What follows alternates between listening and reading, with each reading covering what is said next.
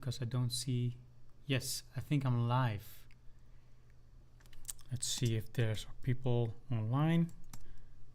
Let me know if you're there. Yes, I am live. So let me do one thing.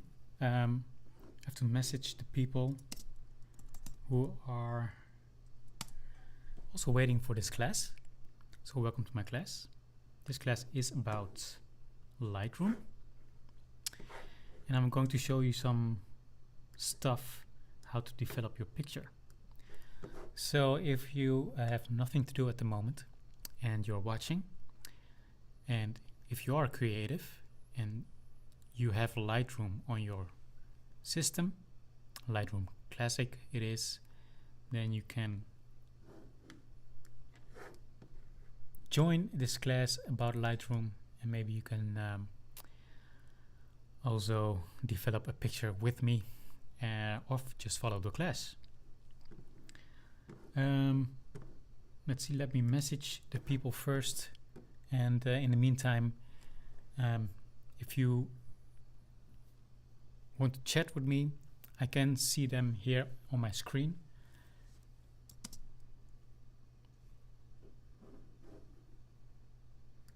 Bring it up.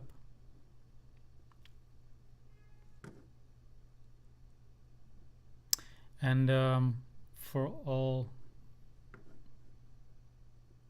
this is a test drive. So I'm testing now this Lightroom class because I'm doing this class a few times over.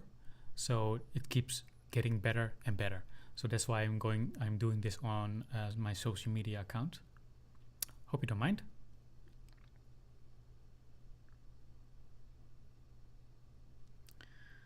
But right now I don't have the chat available. I see, well, maybe the second time. So let's see. This one is working. And you do it like this.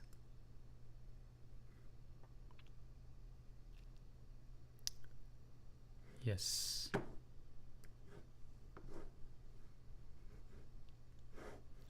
Let me check this out. Get this out of the way. Much better. Now I can do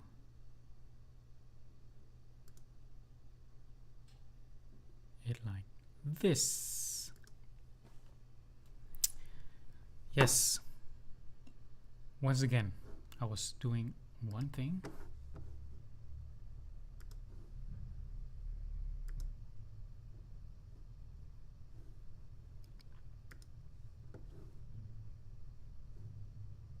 And I will start out in 2 or 3 minutes.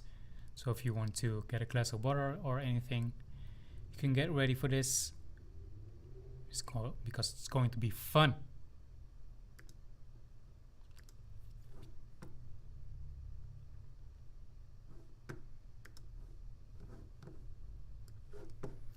All right, I have to email.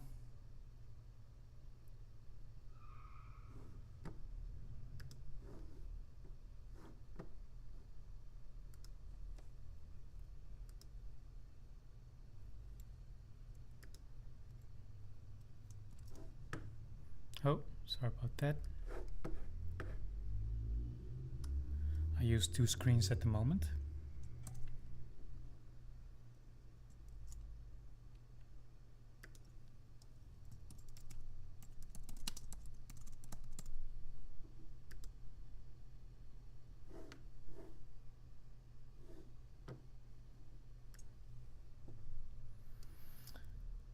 Let's see, where is my Facebook?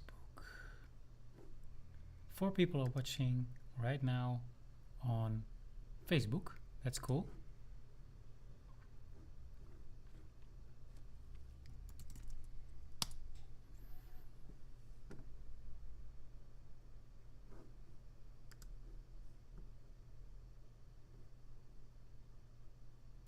Yes, now I can see myself. Shelly is watching. Cool. Hopefully you can hear me, because I see there's a signal coming out.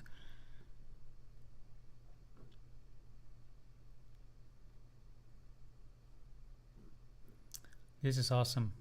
Let me share this link to my people. Let's see.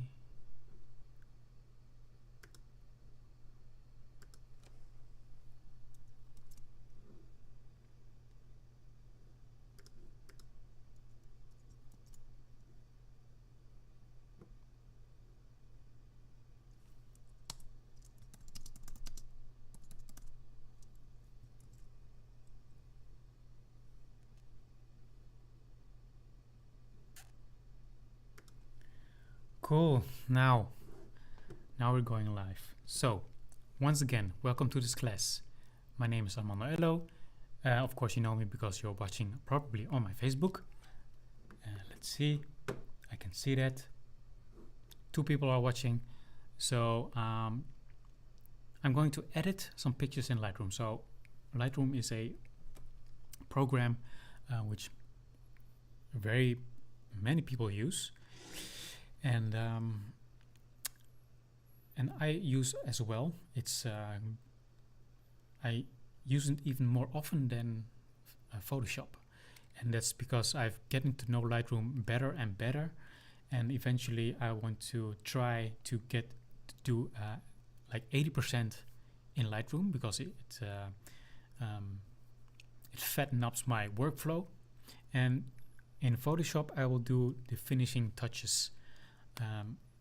Photoshop I know on the back of my hand, and Lightroom wasn't always in control in my knowledge, but well, I'm using it more than 10 years already, so I really get fun of it. And I use Lightroom Classic, and I wanted to say that for me I don't use the 100% of the program. I only use 2 modules, and that is library over here at the left corner. So if I click on it, then you will see which photos I have imported and usually it's in the grid view. So in this grid view I select the pictures, I choose the pictures which I'm going to develop in the second module.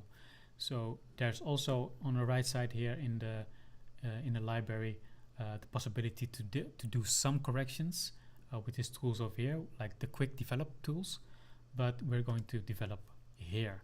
So over here you see all the tools you will ever use in Lightroom to develop your picture and enhance your picture. Before we start, I wanted to give you what you can expect from the class, because I'm going to learn you 2 things. And this is overall how to correct a picture in the first phase, and in the second phase I will teach you how to color your picture.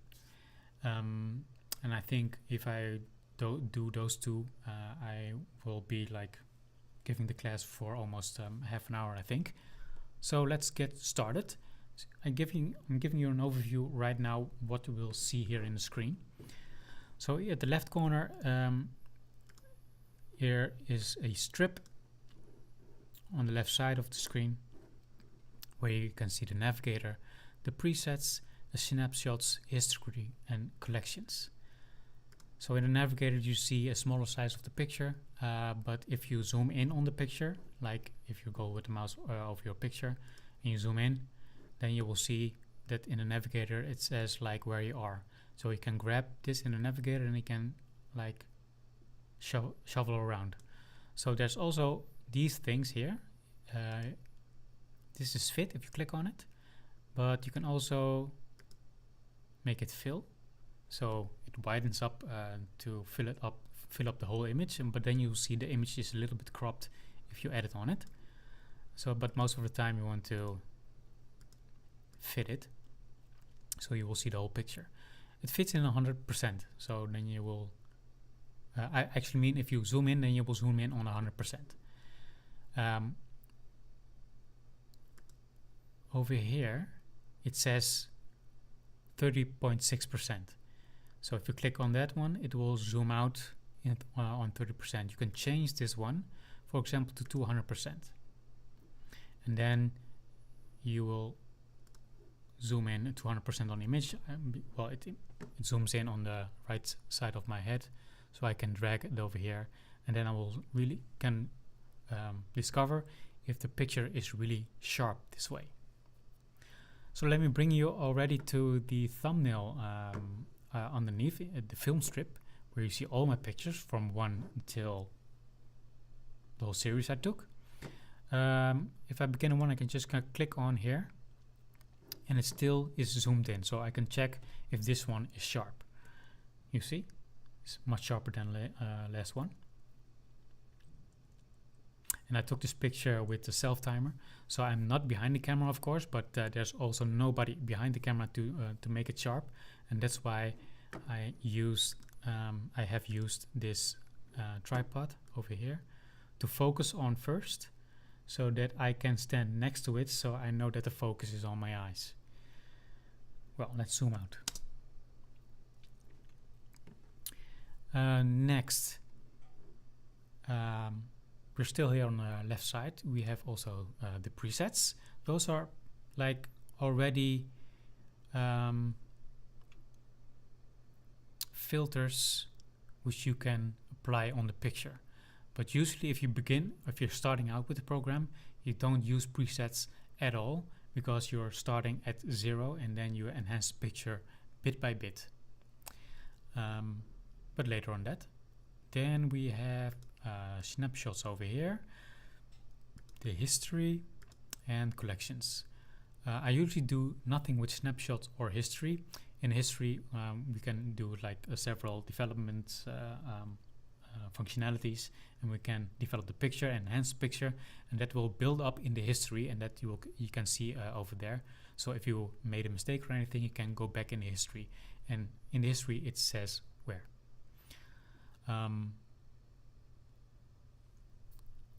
Let's see. And collections are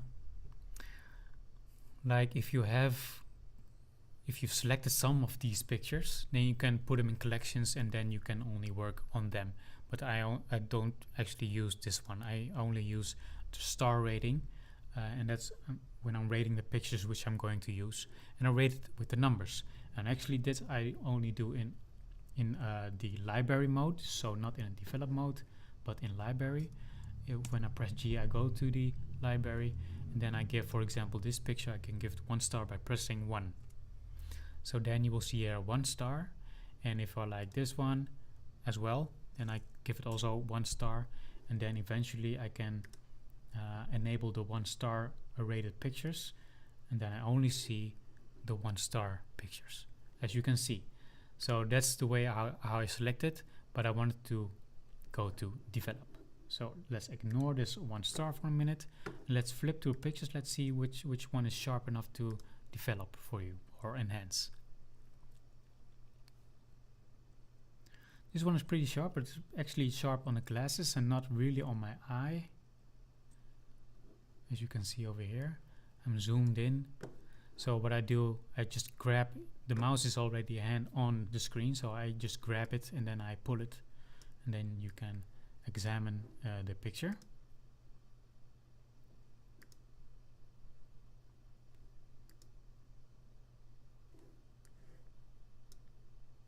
And here you can see this is not really an defocus or unfocus, but this is really too much movement in the picture. I move too much. So this is not sharp in that way. Eyes closed, but pretty sharp. This one seems pretty sharp. Let's take this one. All right, we can see what we can do with this picture. Let's see if there's maybe a better one. Yeah, usually at the end there are better ones. This is nice. This one is sharp, I think. Yep, this one is sharp. In focus, okay.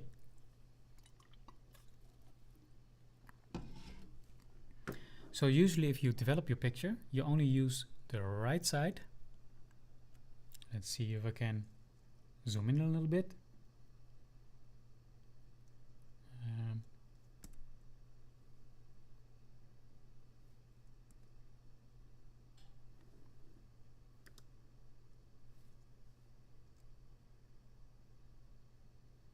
Oh, it's like this.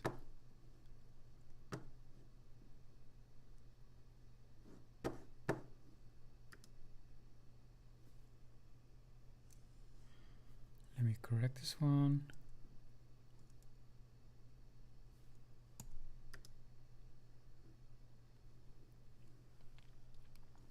I'm wondering if you can see all of my screen, because it seems that you only see a piece of it. Let's see.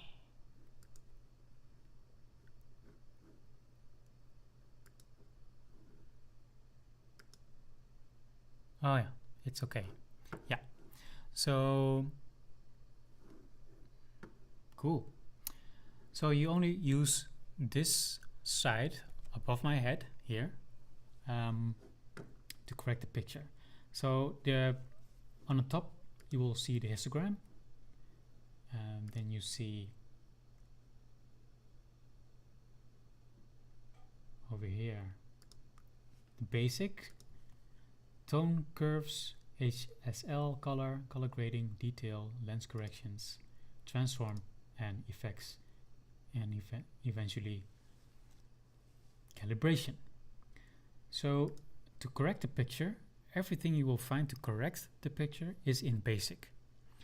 All the rest, all what's underneath the basic, all this stuff, tone, curve, color grading, detail, is actually more about the color. So first we're going to correct the picture, and we need some information from the histogram. So what does the histogram tell me? So over here you have to read the histogram from left to right, which means it reads the picture where all the shadows are at. So it begins with black. As you can see, it says here blacks. If I go hover with the mouse over it, and totally to the right it says 0, and then we have it is called the whites, as you can see. Let me see if I can zoom this in just some more. Here, now you can see it better.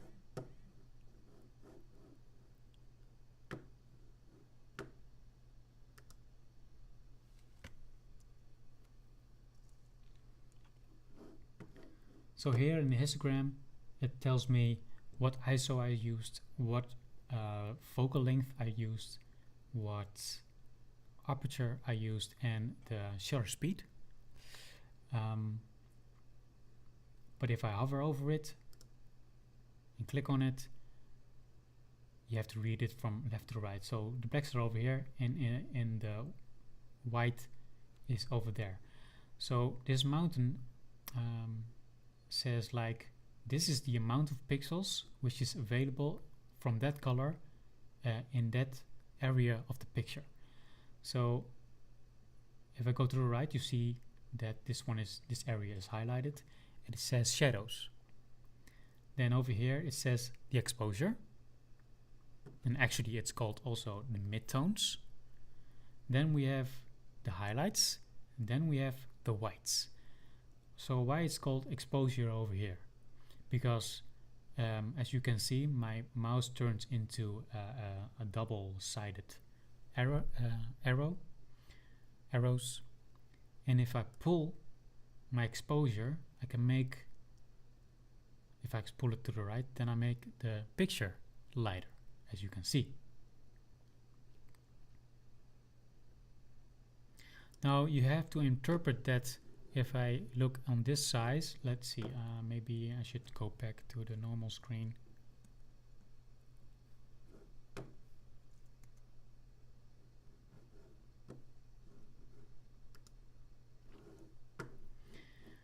If you take a look at this area, this one is gray, this is a more lighter gray, this is dark. So these are the shadows, and I have a blue shirt on, and you can see it because the blue is over here.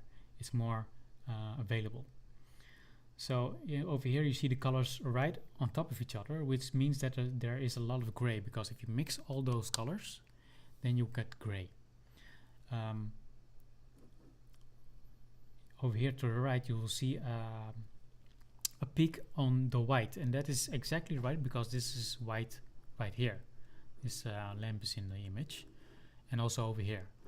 So there's no information whatsoever here except white, because if I make the picture darker, the white stuff doesn't get any darker. Only the information in the middle where I'm at and the background and the tripod is getting darker, but not my light. There is some information right here which is corrected pretty much, but for here, over here for example, if I zoom in a little bit, this one is, there's no information whatsoever. I can make it pretty dark, but it will never give me the details what's in the light source.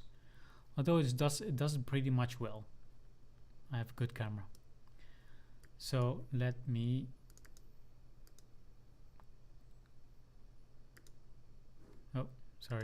let me take this back.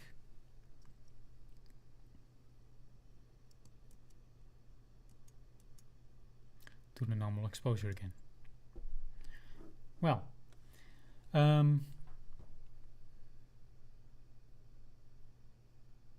so I want to make this a little bit lighter, and I pull this one to the right. And what you see is that here at the exposure, this slider goes to the right, and that's exactly what happens when I pull this. When I pull over here in the shadows, you will see that the blacks also will shift over here. So it doesn't matter if I do it here or over here. It means that it does the same. When I adjust, let me double click this black so it's natural again. When I adjust the exposure, what I take a look at is my histogram here on the right side, because I know that my skin is orange, brownish, but it's over here. This is my skin tone, because I know there's a overruling of red tone. So this red tone I want to have to the upmost to the right. So I scoop it up so that this one will go to this side of the histogram. And why? Because if I go over it, then I will know there's no information, because then I get too light. When do I know if I go too far? If I hover over this little pick here on the right top corner, you will see a red color. So until now, the red color means that there's no information whatsoever, which is logical because that is the white lighting. But if I damage my information in my skin,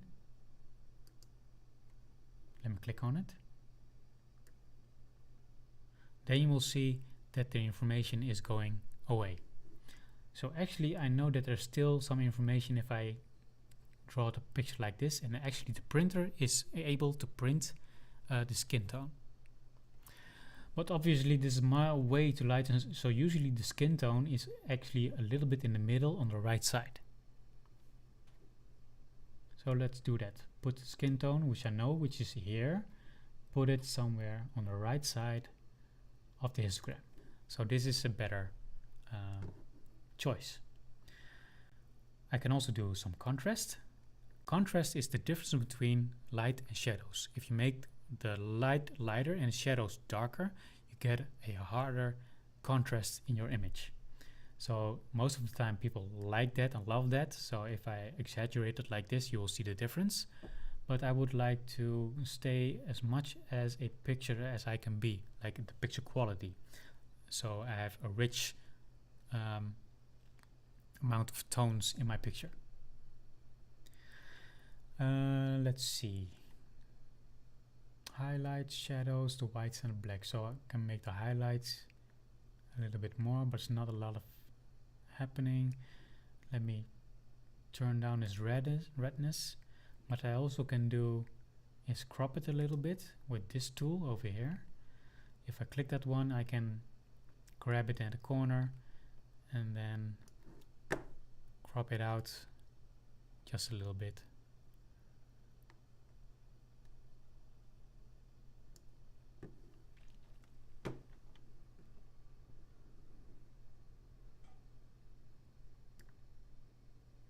So as you can see, if I do this, then I have another length and width of the picture.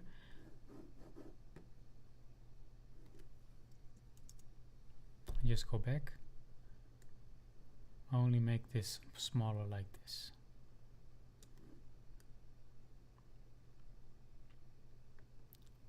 Okay, so there's less distraction like this.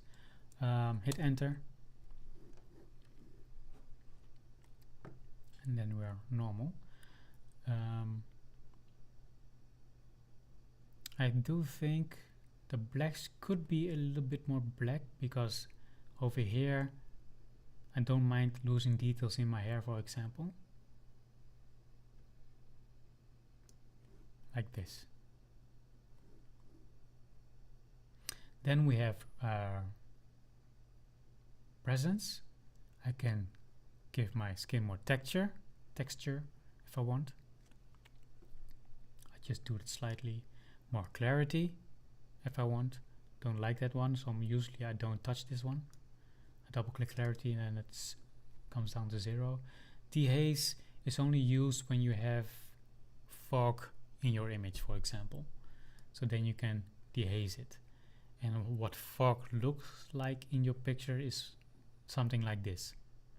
So if you have fog with dehaze, you can pull this bar to make your picture more clear. But I have no fog, so I just keep it on 0. Now vibrance is interesting. This is not a good example to show you vibrance, but let me pull this one to the right.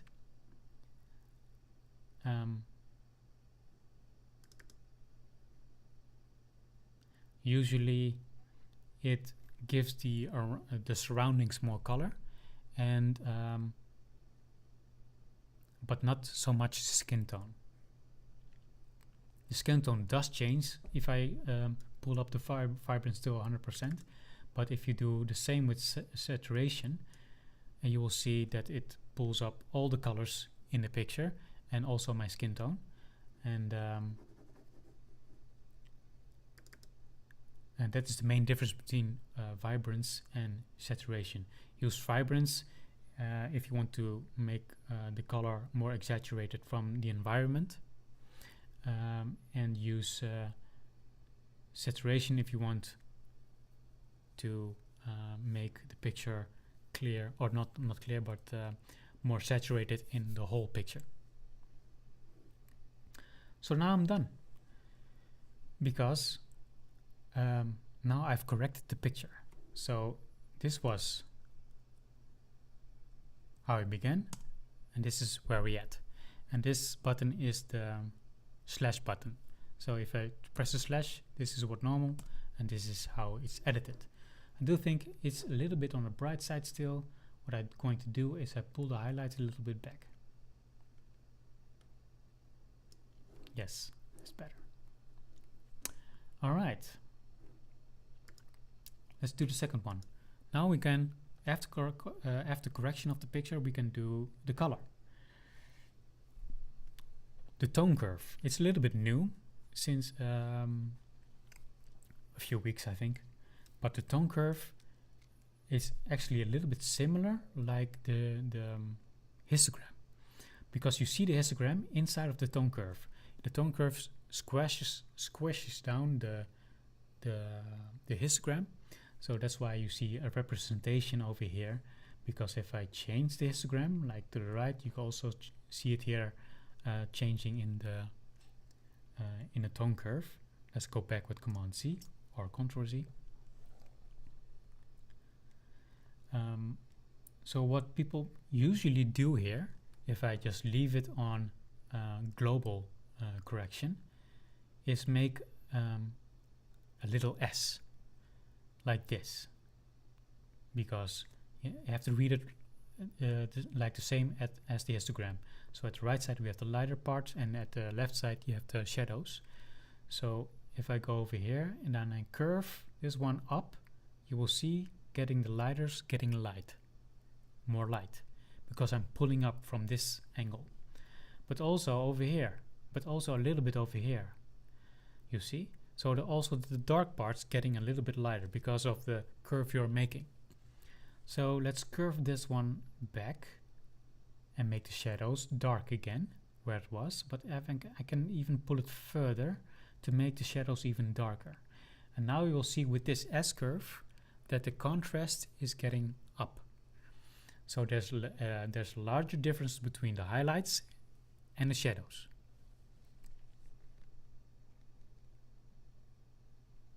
Aesthetically, it's not so beautiful, so I just double click on adjust and it straightens out again.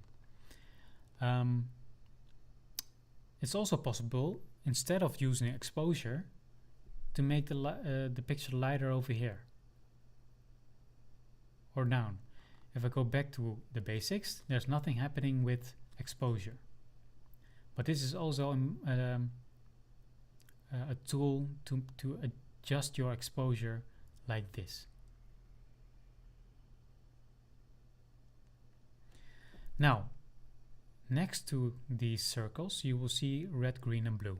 So on the screen, red, green, and blue is the same as white. But if I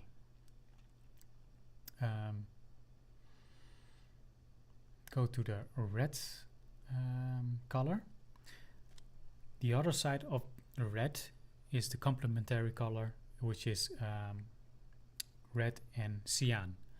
With cyan is on the downside and red is on the upside. So which means if I pull this bar up or the curve, it will become totally red, or the other one, it will get this color. So what I can do, for example, if I make an S-curve like this, it means that the highlights are getting more red, and it means that the shadows are getting more a teal kind of image, maybe bluish or cyan actually.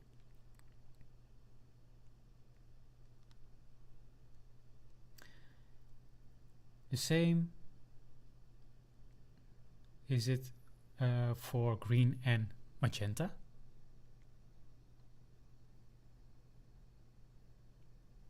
Like this. So that makes my face more green and background more magenta. But I can also pull this up.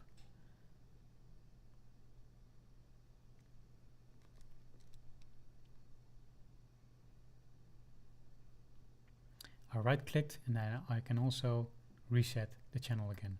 Bam. And then we have the blue and the yellow. So there's also these anchor points. So what you also can do, because these are the blacks, you can make the blacks blue. If I pull this black up. Now the black points are like right here or even in my beard. So now you can see how I make the shadows and the blacks a little bit bluish. But what I can do is pull down these whites and then I make my skin tone more warm. So this looks a little bit like an Instagram filter. You can also do with these colors, make the blacks a little bit dark, so it resembles a little bit like a faded picture maybe.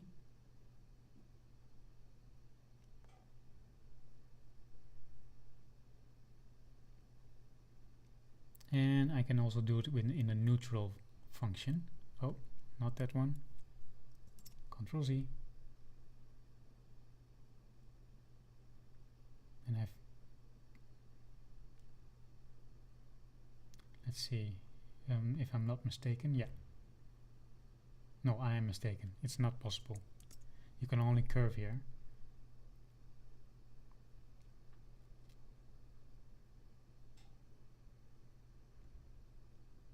So I brought up the shadows a little bit. So you can do quite a lot in the tone curves. And there's also a trick here. If I press this one, you see two little arrows. You can use the picture itself. For example, if I press here and pull down, I can pull down the shadows. As you can see, I can also pull up.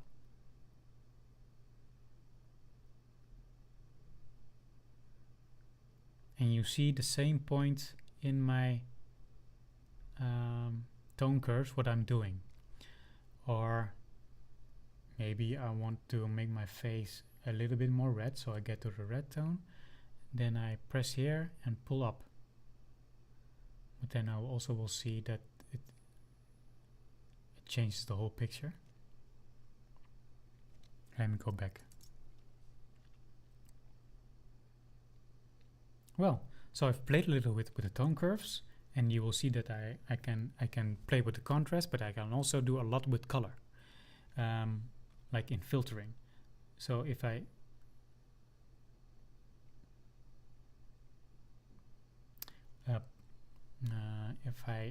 just enable it like this, you will see the difference on and off. Let me use my mouse a little bit better.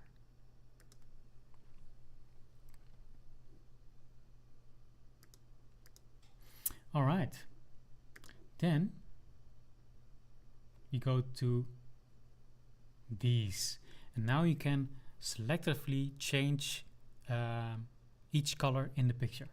And how? Because you see a whole range over here. If I press this one, I will see every color, and then I can change it. So from red, orange, yellow, green, aqua, blue, purple, and magenta. And from each color I can change the hue, the saturation, and the luminance. So this determines also a lot in the picture. For example, my skin tone is a little bit too whitish. I'm normally, this is what I look in the winter, but for example, if I go to my orange tint, I can make it a little bit more orange. Go to the left, and then I make the saturation a little bit less of that tone. And then the luminance is actually adding black or white to your picture. So I'm adding black right now on that specific color, which makes me a little bit brown, like I've been under the sun. It's a little bit too orange to my taste, so let's make this yellow again a little bit. Yeah, and the saturation, I can make it like I'm burnt or something, but a little bit back. Sometimes if you want to see if a color is affecting, you can also make pull it totally to the left and to the right to see if there's anything changing. So I know that if I turn up the luminance of the hue of the yellow, that there is yellow in my face. So I neutralize this one, and then I will determine what kind of color I want in this yellow. So for example, in the if I want to know if there's any green, I just pull on the luminance to see if there's any green. So there's something in my glass, as I can see, and then I can determine if I'm happy with that color. I didn't.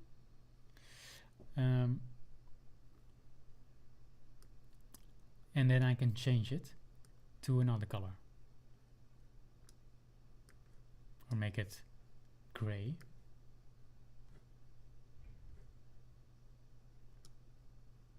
Then I will see if there's aqua, no aqua, if there's some blue, there is some blue.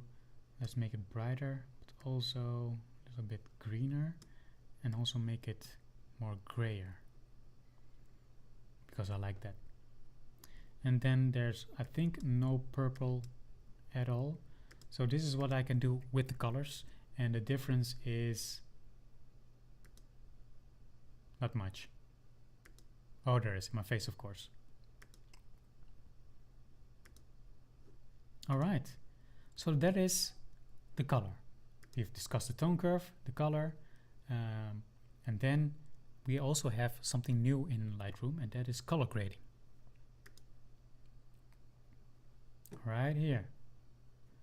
And let me pause for just a minute just to see if there's any type of questions in the chat.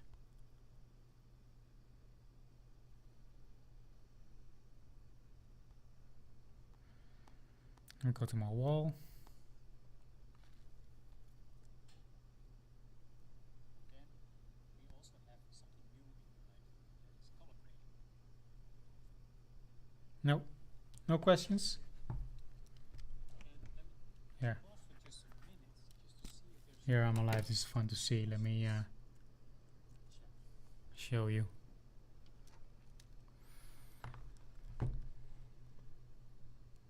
Get out of studio mode and let's do it like this.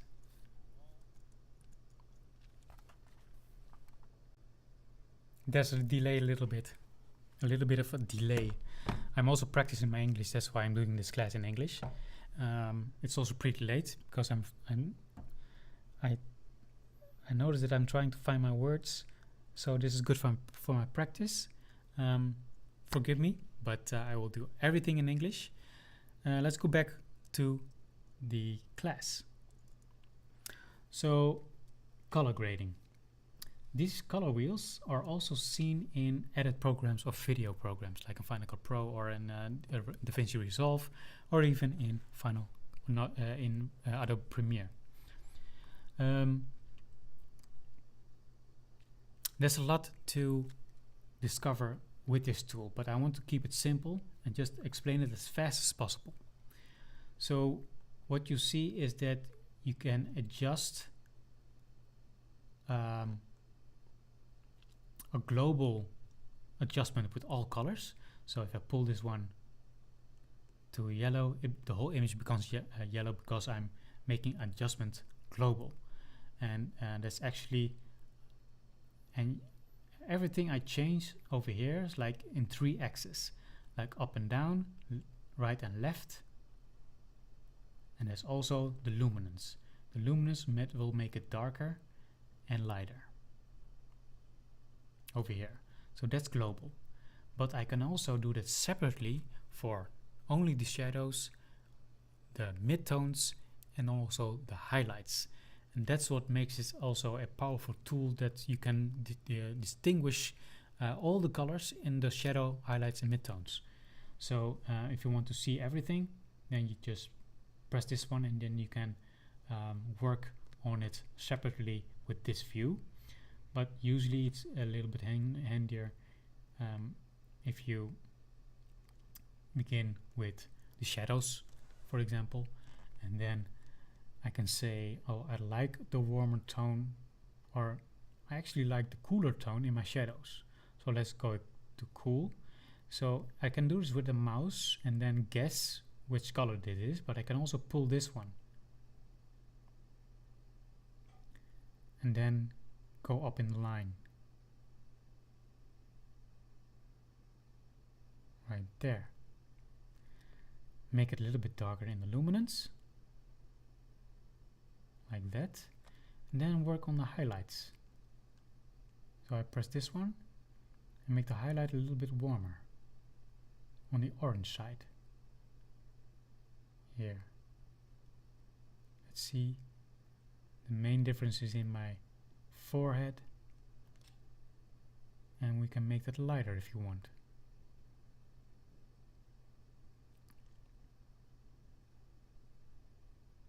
Yes, you can also make that more saturated, just slightly.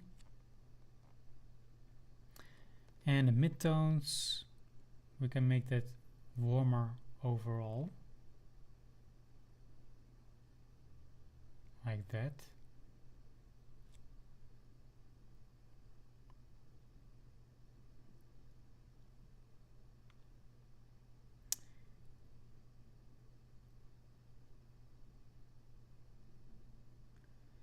So with blending, it's actually a little bit the same like opacity.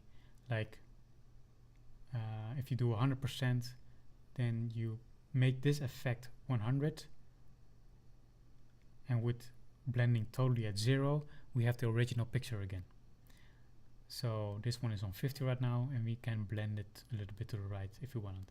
Then we also can balance, and balance means that we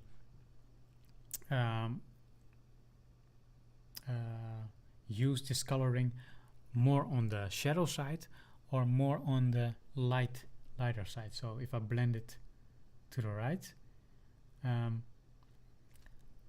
because I've used blue in my shadows, it disappears if I go totally to the right. So it should go back to blue if I go to the left. So now I can determine how the balance should be, and I actually like it a little bit to the left. So I'm more, my environment is more in blue, in bluish, like a blue ocean.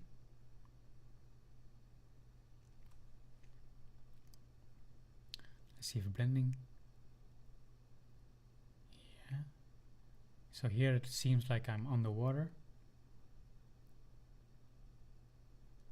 All right, cool. So this is color grading, and this is the difference. Let's see.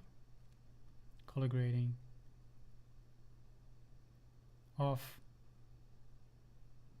and on. Then we have detail, and that is actually sharpening of the picture, and usually I don't use this. It's actually better to do it totally to the left.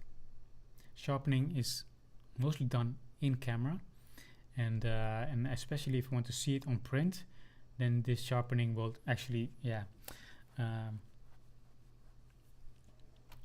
make the picture too much sharp in print. So it leaves sharpening as low as possible. I do use noise reduction, but I don't have noise because this is shot on ISO 80, and that means there's no noise whatsoever unless the picture is underexposed. But it wasn't that much underexposed, which revealed the noise. So we don't need it, but I can show you what it does. It smudges out the picture. If I put it totally to the right and detail to the left, now you can see how soft the skin is. You see? It's almost like a aquarelle painting. So don't use the noise reduction and let the picture be a picture. There's underneath that is the lens correction. So here we can remove the chromatic aberration. So the chromatic aberration is usually you can see that one in the corners of your image, because the light comes at a corner in the lens and then diffracts in different colors, and usually green or blue. No, actually green is the first color that diffringes on the side. So you can see that green color over here. Usually you can see that on a high contrast level. So with remove chromatic aberration, this should be reduced. And I don't know if you saw it, but it was reduced just a little bit. If you reduce it too much, on the other side, purple or magenta will be seen. So here's magenta over here. Although I'm correcting the green side, I'm also revealing the magenta side over here. So yeah, it just determines what you find best, but this is a lens correction tool. And what also is seen in the lens, so I forgot that I cropped this one.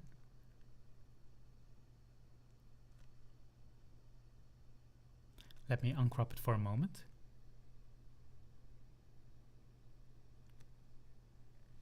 Just reset it like this, and then go back to the details.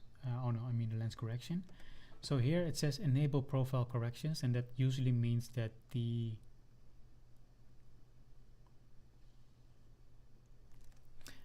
that corrects the lens. How do you say? Not diffraction, but I don't know the word in English. But it's the lens vervorming. No, a cushion effect or a barrel effect. Which, well, you see the difference if I if I enable it and disable it.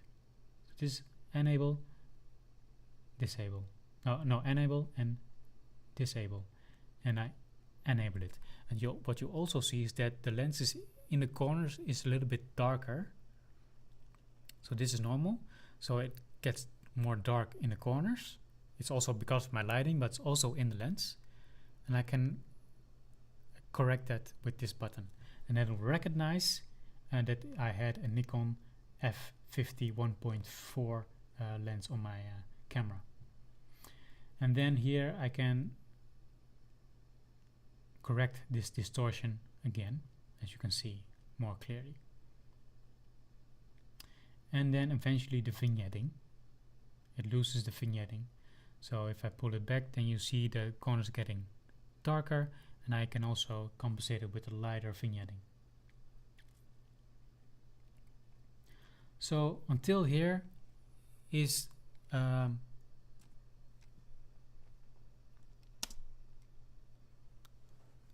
done everything with correcting my image. This is my taste. It's maybe too blue, but it doesn't matter. You can always do it like you like it, and only use all these tools over here. There's one tool which I want to talk about the next time, and that is the brush. And with the brush you can do a lot of things. You can correct image locally.